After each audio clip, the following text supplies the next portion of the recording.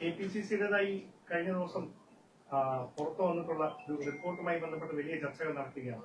അങ്ങനെ ഒരു റിപ്പോർട്ടേ ഇല്ല എന്നാണ് KC ജോസഫ് ഉൾപ്പെടെയുള്ളവർ പറയുന്നത്. എന്നാൽ യഥാർത്ഥത്തിലുള്ള റിപ്പോർട്ട് ഇതുവരെ പുറത്തെത്തിയിട്ടില്ല. താങ്കളെ ചതിച്ച് തോൽപ്പിച്ചു എന്നാണ് റിപ്പോർട്ടിലെ പരാമർശം എന്നാണ് ഞങ്ങൾക്ക് മനസ്സിലാക്കാൻ കഴിയുന്നത്. എന്താണ് ഇതിൽ സംഭവിച്ചിരിക്കുന്ന വസ്തുത? അല്ല, തെരഞ്ഞെടുപ്പിന് ശേഷം ഞാൻ ഒരു കാര്യം സൂചിപ്പിച്ചിരുന്നു. ഞാൻ ഇത് സംബന്ധിച്ച് ഒരു പരാതിയും പാർട്ടിക്ക് നൽകില്ല.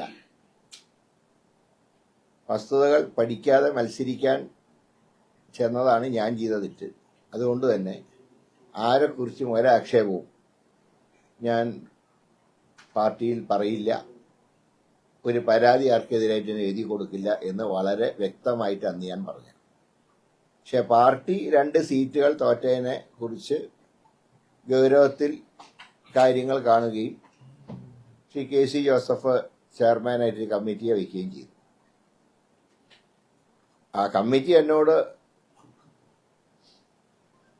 എന്റെ കാര്യങ്ങളൊന്ന് വിശദീകരിക്കണം എന്നാവശ്യപ്പെട്ടപ്പോൾ എന്റെ വീട്ടിൽ വന്നിട്ടാണ് കമ്മിറ്റി അതിന്റെ തെളിവെടുത്തത്.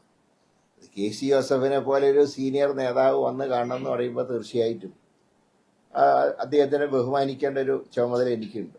അതുകൊണ്ട് തന്നെയാണ് ഞാൻ ആ കമ്മിറ്റിക്ക് എനിക്ക് അറിയാവുന്ന കാര്യങ്ങൾ പറഞ്ഞത്. പിന്നെ ഞാൻ പരാതി പറയാത്ത സാഹചര്യത്തിൽ എന്തിനാണ് അന്വേഷിക്കുന്നത്, എന്തിനാണ് ആ റിപ്പോർട്ട് എന്താണെന്ന് എനിക്ക് അന്വേഷിക്കേണ്ട കാര്യമില്ല. കാരണം ഞാൻ പരാതിക്കാരനല്ല. ഞാൻ പറഞ്ഞല്ലോ, പരാതി എനിക്ക് എന്നെക്കുറിച്ച് മാത്രമേ ഉള്ളൂ. വസ്തുതകൾ മനസ്സിലാക്കാതെ ഒരു സുപ്രഭാതത്തിൽ മത്സരിക്കാൻ പോയതാണ് എനിക്ക് പറ്റിയ തെറ്റ്.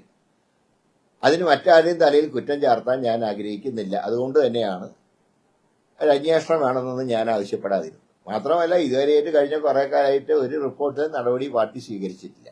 അതുകൊണ്ട് തന്നെ ഇങ്ങനെ അന്വേഷണത്തിന് ആവശ്യമില്ല എന്നുള്ള അഭിപ്രായക്കാരനായിരുന്നു ഞാൻ അന്നും ഇന്നും. അതുകൊണ്ട് തന്നെ റിപ്പോർട്ട് ഇന്നലെ ചില ചാനലിൽ കണ്ട റിപ്പോർട്ട് ഫേക്കാണോ അതോ ആരെങ്കിലും ചോർത്തി നൽകിയതാണോ എന്നുള്ള കാര്യം എനിക്കറിയില്ല. കാരണം ഞാൻ റിപ്പോർട്ട് കണ്ടിട്ടില്ല. റിപ്പോർട്ടിന്റെ അവസ്ഥ എന്താണ് ഞാൻ ചോദിച്ചിട്ടുമില്ല. അതുകൊണ്ട് തന്നെ അക്കാര്യത്തിൽ അത് പറഞ്ഞിനി വീണ്ടും പാർട്ടിയിലെ അന്തരീക്ഷം വഷളാക്കാൻ ഞാൻ ആഗ്രഹിക്കുന്നുമില്ല. ഈ റിപ്പോർട്ട് എന്ന് പറഞ്ഞ് പുറത്തു വന്ന ഭാഗം ആദ്യം പ്രസിദ്ധീകരിച്ചത് ഫേസ്ബുക്കിലൂടെ അനിൽ അഗ്രതനെയാണ്. അല്പസമയത്തിനകം അദ്ദേഹത്തിന്റെ ആ ഫേസ്ബുക്ക് പോസ്റ്റിൽ നിന്ന് അപ്രത്യക്ഷമാകുകയായിരുന്നു. പിന്നീടാണ് അത് വാർത്തകളിൽ ഇടം പിടിക്കുന്ന സാഹചര്യം ഉണ്ടായത്.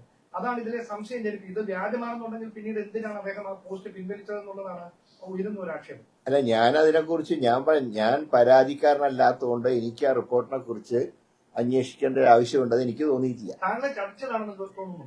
അല്ല, അതിപ്പോ എല്ലാവർക്കും കാര്യങ്ങൾ അറിയാം. പിന്നെ എല്ലാ ദിവസവും നേരം വിളിച്ചാകുമ്പോൾ എഴുന്നേറ്റ് എന്നെ ചോദിച്ചു എന്ന് പറയേണ്ട കാര്യം എന്താ? ഏതായാലും നഷ്ടപ്പെട്ട സീറ്റ് അടുത്ത ലോക്സഭാ ഇലക്ഷനിൽ തിരിച്ചു പിടിക്കണം. അതിന് എന്റെ വ്യക്തിപരമായിട്ടുള്ള അഭിപ്രായം, പ്രധാനൻ തന്നെ മത്സരിച്ചാൽ മാത്രമേ അത് തിരിച്ചു പിടിക്കാൻ കഴിയുള്ളൂ എന്നാണ് എന്റെ ഒരു അസസ്മെന്റ്. അത് പാർട്ടിയുടെ സമയമാകുമ്പോൾ ഇപ്പൊ പറയേണ്ട ആവശ്യമില്ല. കാരണം 4.5 കൊല്ലമുണ്ട്. അന്ന് ഞാൻ പറയും, അത്രയേ ഉള്ളൂ. അല്ലാതെ കഴിഞ്ഞു പോയത് ആരൊക്കെ ചതിച്ചു, ആരൊക്കെ തെറ്റിയത്, അതിനെക്കുറിച്ച് ഇപ്പോ ഒരു ചർച്ചയിലേക്ക് പോയാൽ അത് പാർട്ടിയുടെ ലോക്കൽ ബോഡി ഇലക്ഷനിലെയും അസംബ്ലി ഇലക്ഷനിലെയും വിജയസാധ്യതയെ ബാധിക്കും എന്നുള്ളത് കൊണ്ട് അതിലേക്ക് ഞാൻ ഒരിക്കലും കടക്കില്ല. എന്റെ അഭിപ്രായം, സീറ്റ് തിരിച്ചു പിടിക്കണം BJPയുടെ. അതിന് ഏറ്റവും അനുയോജ്യനായിട്ടുള്ള ആള് TN പ്രതാപനാണ്. ആ വിവരം ഞാൻ പാർട്ടി വേദിയിൽ ഞാൻ പറയും. അത്രയേ ഉള്ളൂ.